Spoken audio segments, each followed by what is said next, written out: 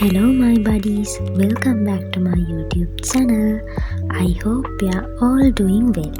ඉතින් ගොඩ දවසකට පස්සේ තමයි වීඩියෝ එකක් අරගෙන ආවේ. කලින් මම ඔයාලත් එක්ක ෂෙයා කරගත්තා study tips part 1 වීඩියෝ එක. අද අරගෙන ආවේ study tips part 2 වීඩියෝ එක. එහෙනම් වැඩි කතා නැතුව අපි වීඩියෝ එකට යමු.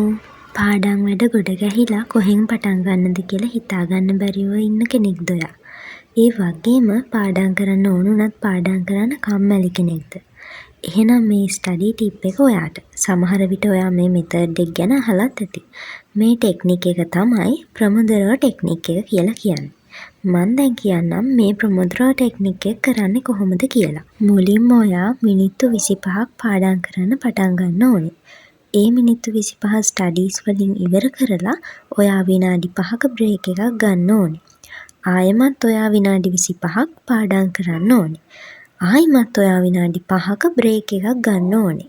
මේ විදිහට ඔයා විනාඩි 25 ස්ටඩි සෙෂන්ස් 4ක් ඉවර කරාම ඔයා ඊළඟට ගන්න ඕනේ විනාඩි 25ක බ්‍රේක් එක. හරියටම කිව්වොත් මේ ස්ක්‍රීන් එකේ තියෙන විදිහට තමයි ඔයා මේ ප්‍රොමොඩරෝ ටෙක්නික් එක කරන්න ඕනේ. ඉතින් ඔයා මේ විදිහට ස්ටඩීස් ස්ටාර්ට් කරලා ටික දවසක් කරගෙන යනකොට ඔයාටම තේරෙයි මේ ටෙක්නික් එකේ තියෙන සාර්ථකත්වය මොකක්ද කියලා.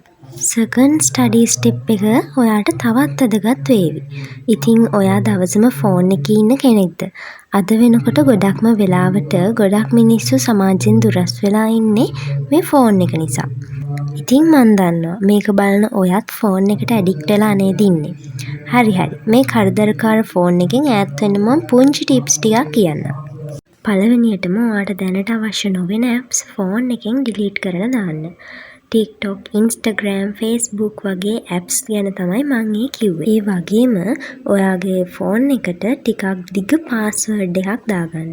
මොකද එතකොට ඔයාට ওই password එක ගහන තප්පර දෙක තුන ඇතුළත ඔයාට හිතන්න පුළුවන් එක්කෝ අනිත් lesson එකත් බලලම ෆෝන් එක ගන්නවා. ඉතින් ඒකයි දිග password එකක් දාන්න කිව්වේ. එහෙනම් මේ ටිප් එකත් කරලා බලන්නකෝ. ඊළඟට ඔයා ස්ටඩීස් කරනකොට ෆෝන් එකේ airplane mode හරි do not disturb හරි දාලා තියන්න බලන්න. එතකොට ඔයාගේ ෆෝන් එකට notifications එන්නේ නැහැ. තර්ඩ් ස්ටඩි ස්ටෙප් එක ගොඩක් අය කරන දෙයක්. ගොඩක් වෙලාවට ස්ටඩීස් කරන කෙනෙක්ගේ ෆෝන් එකක වෝල්පේපර් එකක් බැලුවොත් දකින්න තියෙන්නේ පොසිටිව් මොටිවේෂනල් වෝල්පේපර් එකක්. ඉතින් ඔයාට මේ පේන්නේ ඒ වගේ මොටිවේෂනල් වෝල්පේපර්ස් කීපයක්. ඉතින් ඔයාටත් මේ වගේ වෝල්පේපර් එකක් දාගන්න එකෙන් ඔයා ෆෝන් එක අතට ගන්න හැම වෙලාවකම ඔයාවම මොටිවේට් වෙනවා. ඒ වගේම එකෙන් ඔයාට ඔයාගේ ඇචීව් කරගන්න තියෙන ගෝල්ස් තප්පර කීපයක් හරි මතක් වෙනවා. ඒ වගේම ඔයාගේ හිතට ලොකු එනර්ජි එකක් එනවා. ඉතින් ඊළඟට මම කතා කරන්නේ විෂන් බෝඩ් ගැන. විෂන් බෝඩ් එකක් ගැන මම ටිකක් පැහැදිලි වෙන්න ඔයාලට වෙනම වීඩියෝ එකක් ගේන්නම්.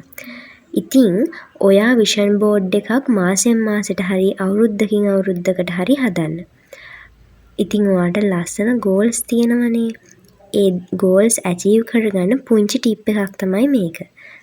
ඔයාට තියෙන ගෝල්ස් වල ෆොටෝස් ටිකක් print කරලා මේ විදියට බෝඩ් එකට ඔයා කැමති විදියකට අලවලා විෂන් බෝඩ් එකක් හදාගන්න පුළුවන්. ඉතින් ඔයාට මේක නිතරම ඇහැ ගැටෙන තැනක තමයි විෂන් බෝඩ් එක තියෙන්න ඕනේ. ඔයා මේ විෂන් බෝඩ් එකේ තියෙන එක එක ගෝල්ස් ඇචීව් කරගන්න නම් මේ දේවල් මැනිෆෙස්ට් කරන්න ඕනේ.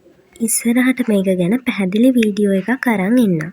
5th ස්ටඩි ස්ටෙප් එක තමයි ඔයා ස්ටඩීස් කරන කෙනෙක් නම් ඔයාට පුළුවන් ඔයාගේ ෆෝන් එකේ මේ වගේ එක එක ස්ටඩි ඇප්ස් යූස් කරන්න. මම කලින් කිව්වනේ ෆෝන් එකෙන් ඈත් වෙන්න කියලා. ඉතින් ගොඩක් වෙලාවට ෆෝන් එකෙන් ස්ටඩීස් වලට ප්‍රයෝජනයක් ගන්නත් පුළුවන්. ඉතින් ඒකටත් කැමති අය ඉන්නවනේ. ඉතින් ඔයාට ස්ටඩීස් කරන්න ටයිමර්ස්, පේපර්ස්, නෝට්ස් රයිටින් වගේ දේවල් වලට යූස්ෆුල් ඇප්ස් තියෙනවා.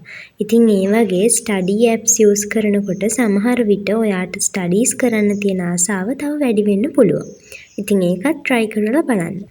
කලින් වීඩියෝ එකේ මම කිව්වා ප්ලෑන්ස් ගැන වෙනම වීඩියෝ එකකින් අරන් ඉන්නම් කියලා. ඉතින් මං හිතුවා ඒකට දැන් හොඳම වෙලාව කියලා. to do list එකක් කියන්නේ මොකක්ද කියලා දන්නවද? to do list එකක් හදන්නේ ඔයාගේ දවස plan කරන්න. අපි මෙහෙම හිතමු.